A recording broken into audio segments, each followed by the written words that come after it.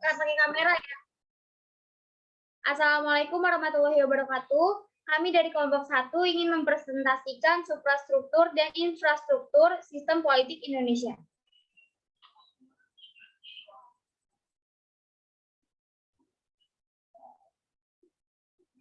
Anggota kelompoknya yaitu saya sendiri, Amara, Andini Eka absen 4, Caroline absen 10, Deva absen 12, Dia absen 13, Maila absen 22, Monica absen 23, Yasmin absen 35, dan Zafa absen 36. 1. Pengertian sistem politik Indonesia.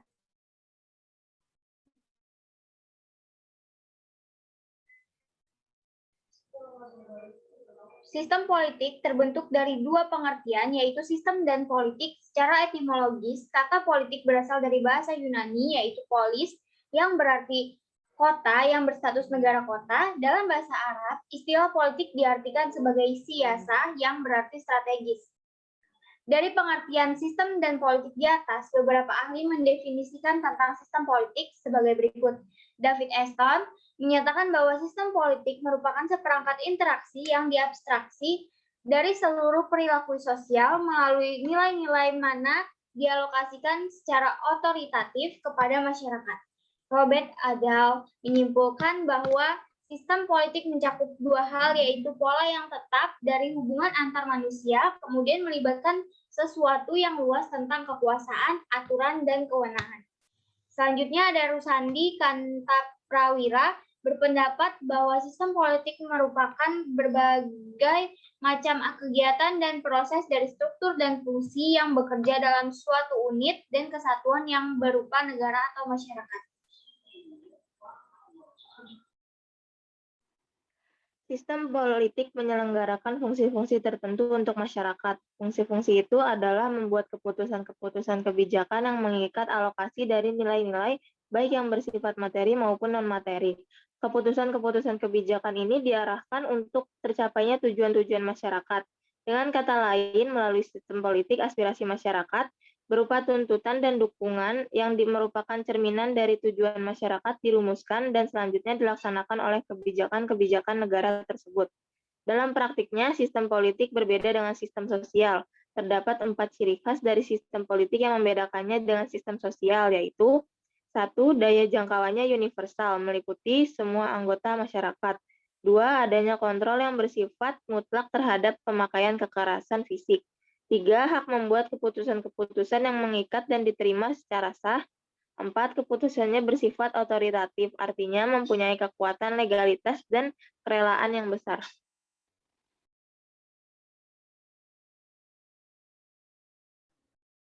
Yang kedua ada suprastruktur politik Indonesia.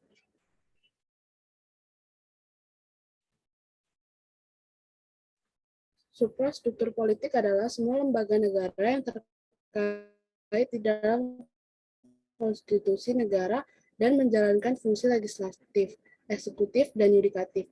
Lembaga negara tersebut memiliki tugas membuat keputusan yang berkaitan dengan kepentingan umum. Suprastruktur politik diartikan sebagai mesin politik resmi di suatu negara dan merupakan penggerak politik yang bersifat formal. Suprastruktur politik merupakan gambaran pemerintah dalam arti luas yang terdiri dari lembaga-lembaga negara yang tugas dan peranannya diatur dalam konstitusi negara atau peraturan perundang-undangan lainnya.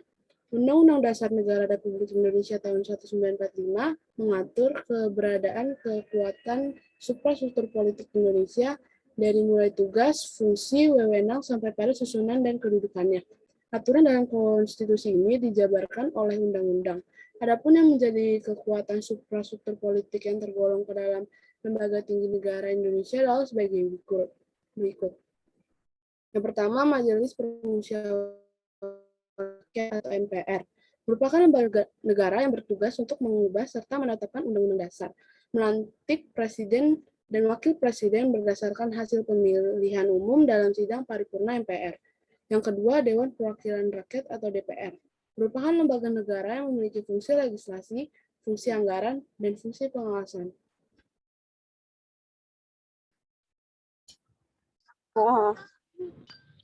Selanjutnya, yang ketiga, Dewan Perwakilan Dewan Perwakilan Daerah atau DPD merupakan bagian keanggotaan MPR yang dipilih melalui pemilu dari setiap provinsi. DPD memiliki hak untuk mengajukan rancangan undang-undang yang berkaitan dengan otonomi daerah dan yang berkaitan dengan daerah.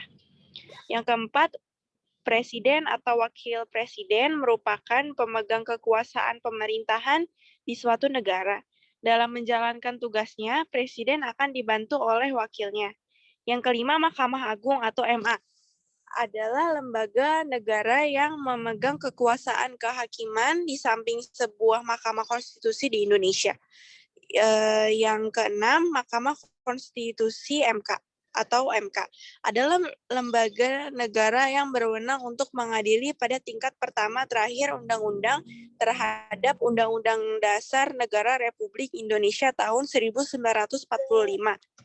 Memutuskan sengketa kewenangan lembaga negara yang kewenangannya diberikan oleh Undang-Undang Dasar Negara Republik Indonesia tahun 1945. Memutuskan pembubaran partai politik, memutus hasil perselisihan tentang pemilu, dan memberikan putusan atas pendapat DPR mengenai pelanggaran presiden atau wakil presiden menurut Undang-Undang Dasar. Yang ketujuh, Komisi Yudisial atau YK adalah lembaga ini berwenang untuk mengusulkan pengangkatan hakim agung serta menjaga dan menegakkan kehormatan, keluhuran martabat, dan perilaku hakim. Yang terakhir ini, Badan Pemeriksa Keuangan atau BPK, merupakan lembaga yang bebas dan mandiri dengan tugas khusus untuk memeriksa pengelolaan dan tanggung jawab keuangan negara. Selanjutnya,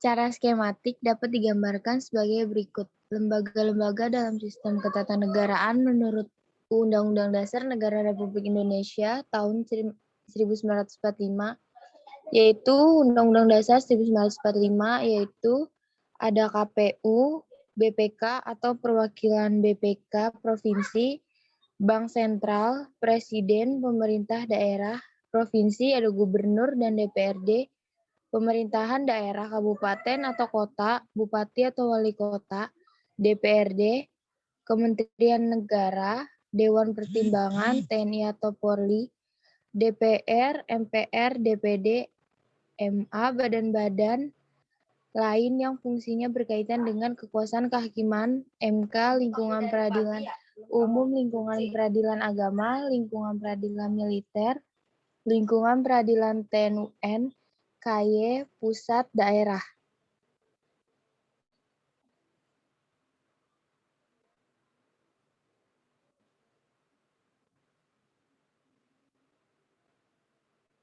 Yang ketiga ada infrastruktur politik Indonesia.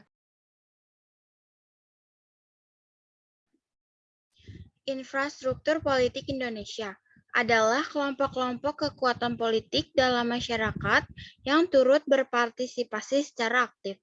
Infrastruktur politik di Indonesia meliputi keseluruhan kebutuhan yang diperlukan dalam bidang politik dalam rangka pelaksanaan tugas-tugas yang berkenaan dengan proses pemerintahan negara. Pada dasarnya, organisasi-organisasi yang tidak termasuk dalam birokrasi pemerintahan merupakan kekuatan infrastruktur politik. Dengan kata lain, setiap organisasi non-pemerintah termasuk kekuatan infrastruktur politik. Di Indonesia, banyak sekali organisasi atau kelompok yang menjadi kekuatan infrastruktur politik. Akan tetapi, jika diklasifikasikan, terdapat 4 kekuatan, yaitu 1. Partai politik, yaitu organisasi politik yang dibentuk oleh sekelompok warga negara Republik Indonesia secara sukarela atas dasar persamaan kehendak dan cita-cita untuk memperjuangkan kepentingan anggota, masyarakat, bangsa, dan negara melalui pemilihan umum. Yang kedua, ada kelompok kepentingan atau interest group, yaitu kelompok yang mempunyai kepentingan terhadap kebijakan politik negara.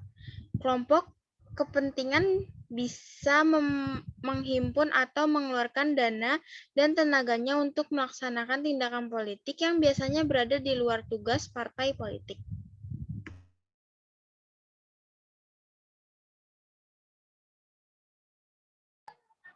Yang ketiga, kelompok penekan atau pressure group, yaitu kelompok yang bertujuan mengupayakan atau memperjuangkan keputusan politik yang berupa undang-undang atau kebijakan publik yang dikeluarkan pemerintah sesuai dengan kepentingan dan keinginan kelompok mereka. Kelompok ini biasanya tampil ke depan dengan berbagai cara untuk menciptakan pendapat umum yang mendukung keinginan kelompok mereka. Yang keempat, ada media komunikasi politik, yaitu sarana atau alat komunikasi politik dalam proses penyampaian informasi dan pendapat politik secara tidak langsung baik terhadap pemerintah maupun masyarakat pada umumnya. Sarana media komunikasi ini antara lain adalah media cetak seperti koran, majalah, buletin, brosur, tabloid, dan sebagainya. Sedangkan media elektronik seperti televisi, radio, internet, dan sebagainya.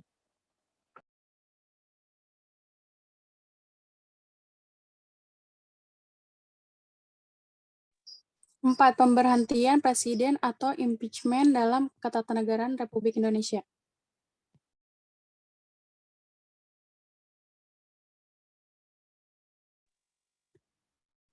Pemberhentian Presiden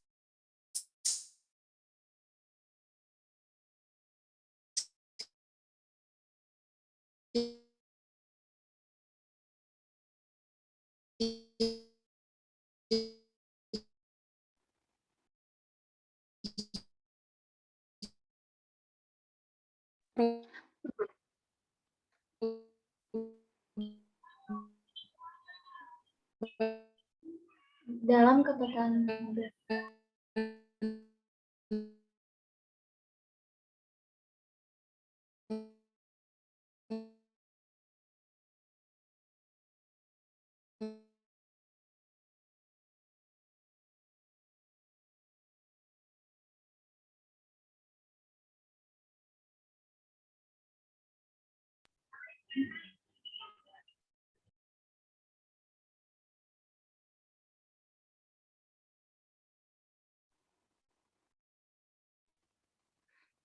Empat, pemberhentian Presiden dalam Ketatanegaraan Republik Indonesia.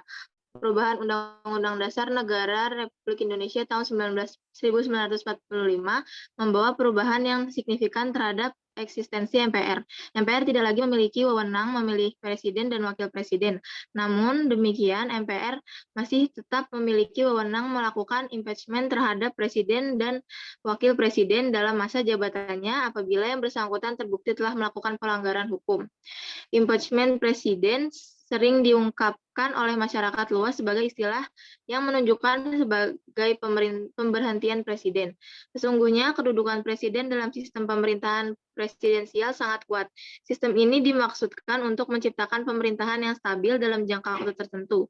Dalam sistem ini ditentukan masa jabatan presiden untuk jangka waktu tertentu. Presiden dapat diberhentikan dalam jabatannya apabila ia melakukan pelanggaran hukum yang secara tegas diatur dalam Undang-Undang Dasar Negara Republik Indonesia tahun 1945. Presiden dan wakil presiden dapat diberhentikan dalam jabatannya apabila terbukti melakukan pelanggaran hukum berupa pengkhianatan negara, korupsi, penyuapan, tindak pidana berat lainnya, atau perbuatan tercela, dan apabila terbukti tidak lagi memenuhi syarat sebagai presiden atau wakil presiden. Mekanisme pemberhentian presiden diatur dalam Pasal 7B Undang-Undang Dasar Negara Republik Indonesia tahun 1945. Berdasarkan ketentuan pasal tersebut, lembaga negara yang diberi kewenangan untuk memberhentikan presiden dalam masa jabatannya adalah Majelis Permusyawaratan Rakyat atau MPR. Dengan demikian, pemberhentian presiden menurut Undang-Undang Negara Republik Indonesia tahun 1945 harus melewati 3 lembaga negara, yaitu Dewan Perwakilan Rakyat atau DPR, Mahkamah Konstitusi atau MK, serta Majelis Permusyawaratan Rakyat atau MPR. Ketiga lembaga ini memiliki kewenangan berbeda. DPR melakukan penyelidikan dan mencari bukti-bukti serta fakta fakta yang mengukuhkan dugaan adanya pelanggaran pasal mengenai pemberhentian presiden oleh presiden, yaitu pasal 7A Undang-Undang Negara Republik Indonesia tahun 1945, serta mengajukan usul pemberhentian kepada MPR. Mahkamah Konstitusi mengkaji dari segi hukum dan landasan yuridis alasan pemberhentian presiden. MPR yang akan menjatuhkan vonis politik apakah presiden diberhentikan atau tetap mangku jabatannya. DPR sebagai lembaga negara yang memiliki kewenangan untuk mengatasi presiden dapat mengusulkan pemberhentian presiden di tengah masa jabatannya. Tentu tidak steril dari pandangan dan kepentingan politiknya, karena lembaga DPR terdiri dan perwakilan partai-partai politik yang terpilih dalam pemilihan umum. Sekian dari kelompok pertama. Terima kasih.